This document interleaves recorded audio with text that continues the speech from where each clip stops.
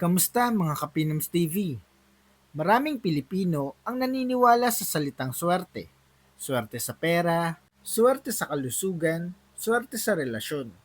Pero ang tanong, may kinalaman ba talaga ang mga gamit sa bahay sa swerte ng isang tao? Ayon sa Feng Shui, ang sagot ay oo, pero hindi sa paraang mystical lang. Ang Feng Shui ay isang libong taong gulang na Chinese study na tumatalakay sa daloy ng enerhiya o qi sa isang espasyo. Kapag maayos ang daloy ng qi sa bahay, mas nagiging balanse ang buhay ng mga nakatira rito, emotionally, mentally, at maging financially. Hindi ito tungkol sa magic. Ito ay tungkol sa environmental psychology, spatial balance, at energy flow. Sa video na ito, tatalakayin natin ang 10 swerteng gamit sa bahay na dapat ay meron ka. Hindi ito tungkol sa pagyaman agad, ito ay tungkol sa pag-alis ng harang sa swerte, pag-aayos ng daloy ng buhay, at paggawa ng bahay na sumusuporta sa mga pangarap mo, hindi humihila pababa. Kaya kung gusto mong malaman kung alin sa mga gamit sa bahay mo ang tahimik na tumutulong o unti-unting humahadlang, simulan na natin. Number 10. Maayos at komportableng sofa o upholstered seating. Ang sofa ay hindi lang upuan.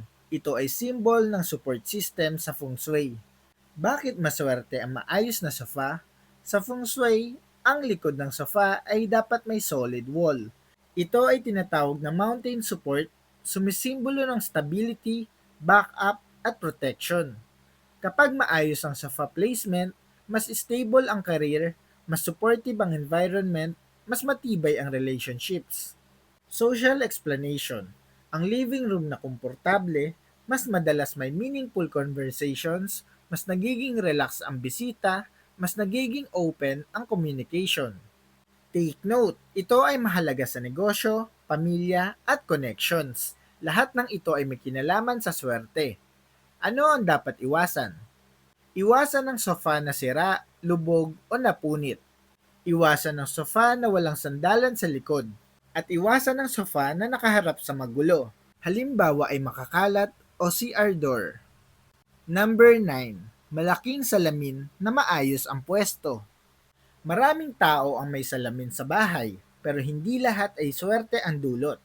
Sa Feng Shui, ang salamin ay isa sa pinakamakapangyarihang gamit dahil ito ay nagdodouble ng energy, nagre-redirect ng chi, pwedeng magdala ng swerte o malas depende sa pwesto. Bakit mahalaga ang salamin?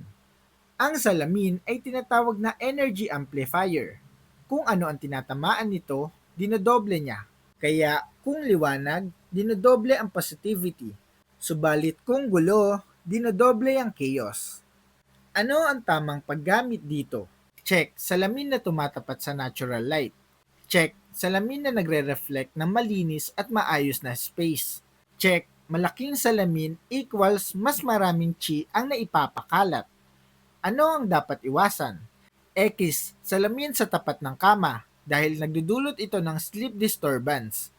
X, salamin na tumatapat sa pintuan, pinapabalik ang good energy palabas. X, basag o luma na salamin. Take note, ayon sa Feng Shui Masters, ang basag na salamin ay simbolo ng fractured energy. Number 8. Healthy plants o living greenery. Hindi lang pampaganda. Ang halaman ay isa sa pinaka-importanteng Feng Shui cure. Napakahalaga ng halaman sa Feng Shui. Sa 5 elements theory, ang halaman ay kumakatawan sa wood element. Wood equals growth, expansion, bagong simula. Kaya ang bahay na may halaman ay sinasabing mas mabilis ang progress, mas magaan ang atmosphere, at mas mataas ang motivation ng occupants. Marahil ay nagtataka ka kung may scientific support ba? Ang sagot dyan ay oo. Ayon sa mga pag-aaral ng NASA Clean Air Study at Environmental Design Research, ang indoor plants ay nakakabawas ng toxins, nakakapag-improve ng mood, at nakakapag-increase ng productivity.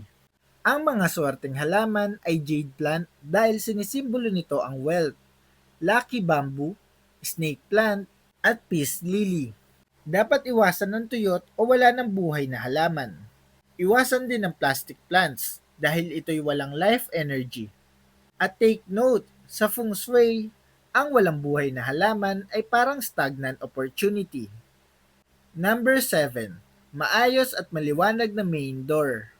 Sa feng shui, ang main door ay tinatawag na mouth of chi dahil dito pumapasok ang lahat ng oportunidad, pera, tao at swerte. Siguro ay nagtatanong ka kung bakit napakahalaga nito. Kung ang pintuan ay madilim, sira, barado ng gamit, ibig sabihin nahihirapan pumasok ang good energy. Ano ang swerte sa main door? Dapat ay may maliwanag na ilaw, maayos na doorknob at bisagra, walang bara o kalat sa harap, at may welcome mat o symbol of invitation. Sa practical na explanation naman, psychologically, ang maliwanag at maayos na entrance ay nagsiset ng positive mindset. At kapag ang tao ay mas confident, mas open sa opportunities. Take note, maraming feng shui consultants ang nagsasabing ang pag-aayos lang ng main door ay may instant effect sa buhay ng client. Number 6. Round o oval dining table. Hindi lang sa pagkain umiikot ang dining table. Dito rin umiikot ang family energy at abundance. Bakit swerte ang bilog? Sa feng shui, walang sharp edges equals walang conflict energy. Pantay-pantay ang pwesto equals harmony at equality. At mas free ang flow ng chi. Kung sa cultural at social angle, napansin ng sociologist na mas bukas ang usapan sa round tables, mas konti ang hierarchy, at mas nagiging connected ang pamilya. Ano naman ang mga dapat iwasan? X ang basag o sira ang mesa. X rin ang matutulis na sulok na nakaturo sa tao. At X rin kapag ginagawang tambakan ang dining table. Take note, ang dining table ay simbolo ng abundance. Kung ito ay magulo, sinasabing magulo rin ang daloy ng biyaya. Number 5. Malinis at maayos na storage, cabinets, drawers, at closet. Sa feng shui, hindi lang nakikita ang mahalaga. Mas kritikal ang mga hindi nakikita tulad ng loob ng cabinets, drawers, at closets. Bakit swerte ang maayos na storage? Ayon sa feng shui principles, ang kalat equals black chi. Kapag barado ang espasyo, barado rin ang opportunities. At ang malinis na storage ay sumisimbolo ng readiness to receive blessings. May popular na feng shui saying, if you don't have space, the universe won't give you more. Base sa modernong explanation, sa psychology at behavioral studies, ang clutter o ang makalat ay nagdudulot ng decision fatigue. Kapag makalat, nakaka-increase din ito ng stress hormones o ang tinatawag na cortisol. At kapag magulo, mas mahirap mag-focus at magplano ang tao. Kapag maayos ang gamit, mas malinaw ang isip, mas mabilis magdesisyon at mas proactive sa trabaho at negosyo. At take note, indirectly, ito ay nagiging dahilan kung bakit mas umaangat ang buhay ng taong organisado. Ayon sa feng shui tips, mag-declutter at itapon ang hindi ginagamit. Huwag punuin ng storage hanggang sa sumikip. Ayusin ang gamit ayon sa purpose. Iwasan ng baka magamit pa mentality. At ang sirang drawers at cabinets equals broken support energy. Number 4. Tamang illumination, good lighting. Hindi sapat ang may ilaw, dapat tama ang liwanag. Sa feng shui, ang ilaw ay representasyon ng fire element, visibility, recognition, fame at success. Bakit swerte ang maliwanag na bahay? Ang maliwanag na espasyo ay mas alive ang energy, mas mabilis ang movement ng chi, at mas inviting sa opportunities at tao.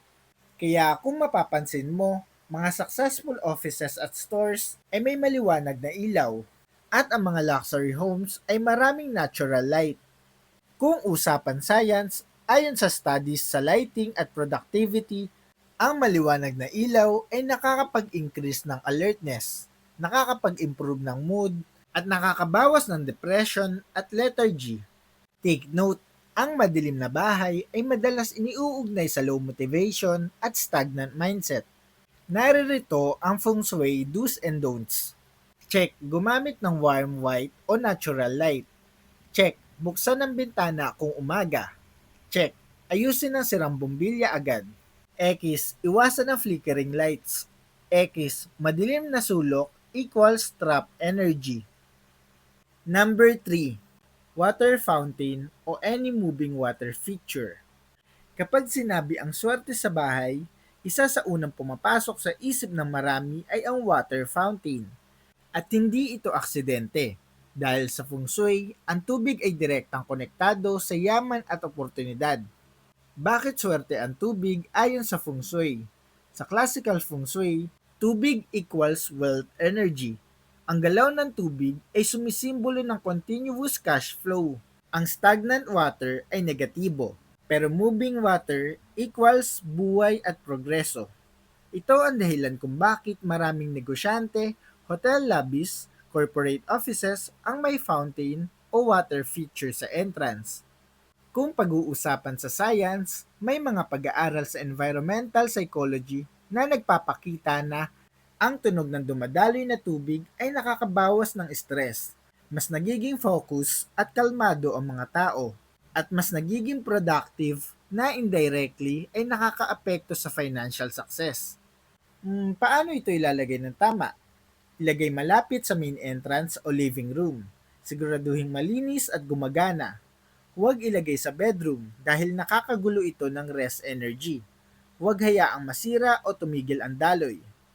Take note, sa feng shui, ang sirang fountain ay sinasabing sumisimbolo ng financial blockage. Number 2, wall clock, orasan na may galaw. Ito ang isa sa pinaka-underrated pero pinaka-strict sa feng shui. Marahil ay nagtatanong ka bakit orasan. Sa feng shui, ang oras ay life rhythm. At ang galaw ng oras equals galaw ng opportunity. Kapag may sirang orasan sa bahay, ito ay simbolo ng pagkaantala, simbolo ng stagnation, at simbolo ng missed chances. Para sa feng shui, ang orasan ay dapat gumagana ng tama, tahimik o walang nakakairitang tunog, at dapat ay nasa common area tulad ng living room o hallway. Para naman sa feng shui, hindi maganda kapag sira ang orasan kahit dekorasyon lang. Hindi rin daw maganda kapag mali ang oras ng orasan. At ayaw din ito kapag maraming orasan na magulo ang placement. Take note, ayon sa feng shui masters, ang sirang orasan ay parang nakabitin ang buhay sa isang pace.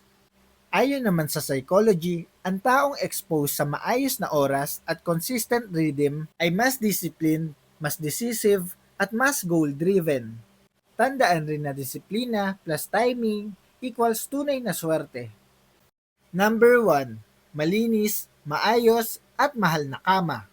Ito ang pinakaimportanteng gamit sa bahay ayon sa feng shui. Marahil ay nagtataka kayo bakit kama ang number 1. Para sa feng shui, dito ka gumugugol ng 1/3 ng buhay mo. Dito nagre-recharge ang katawan at isip. Ang kalidad ng tulog equals kalidad ng buhay. Kung pangit ang tulog mo, mahina ang decision making, madaling mapagod, hirap mag-manifest ng goals. Para sa feng shui, ang kama mo ay dapat solid headboard, support in life, hindi direktang nakatapat sa pinto, walang kalat sa ilalim ng kama, at neutral at calming colors. Hindi ka aya-aya para sa feng shui kapag sirang kama, tulugan na ginagawang storage, at electronic clutter sa tabi ng ulo. Para sa scientific support, ayon sa sleep studies, ang maayos na sleeping environment ay nakakapag-improve ng focus, emotional control, at financial decision making. Take note, ang taong kulang sa tulog ay statistically mas prone sa bad decisions, isa sa pinakamalaking malas sa buhay. Ang feng shui ay hindi tungkol sa pamahiin. Ito ay tungkol sa awareness, environment, energy flow, at kung paano naapektuhan ng espasyo ang isip at kilos ng tao. Hindi mo kailangan ng mamahaling gamit. Ang kailangan mo ay intentional space. At iyon nga mga Kapinoms TV, ang 10 swerteng gamit sa bahay na dapat ay meron ka. Sa huli, tandaan natin ito. Ang swerte ay hindi basta dumarating. Ito ay inaanyayahan. Ayon sa feng shui, ang bahay ay hindi lang basta tirahan. Ito ay extension ng isip, emosyon, at direksyon ng buhay ng taong nakatira rito. Kapag maayos ang espasyo, mas malinaw ang pag-iisip. Kapag malinaw ang isip, mas tama ang desisyon. At kapag tama ang desisyon, doon nagsisimulang pumasok ang tunay na swerte. Hindi mo kailangan baguhin ang buong bahay sa isang iglap. Minsan, sapat na ang pag-ayos ng pintuan, paglinis ng kama, o paglalagay ng simpleng halaman para magsimulang gumalaw ang enerhiya sa tamang direksyon.